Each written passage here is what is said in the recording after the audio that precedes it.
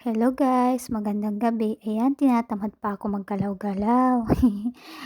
Dahil walang plantsahin at tupiin, tinulungan ko na lang yung katulong nila maglinis sa basement.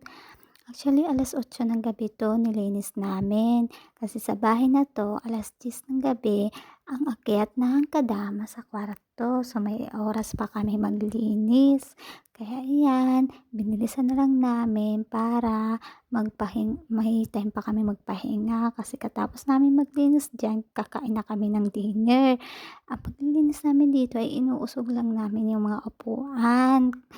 Kasi ayaw din ng mga amo namin na buhatin namin 'yan kasi mabigat 'yan at para daw hindi kami mabalian sa aming mga likod kaya iusog-usog na lang daw, 'wag daw bubuhatin.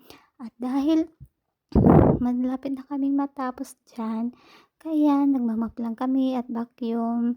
Katapos niyan kakain na din kami, kaya inaantay na lang namin na mag 9:00 kasi 9:00 talaga yung rasyon ng pagkain namin. Eh, binabalik na namin. Then after that ay maging tapos na. Kaya ayan, natapos na din siya sa wakas. Di ko alam kung ano pang sasabihin ko. Then katapos niyan, eh, di umupo na tayo at maghayay-hayahay, mag-isip-isip dahil palapit na yung sahod. Yung sahod po natin ay naubos na sa isip pa lang.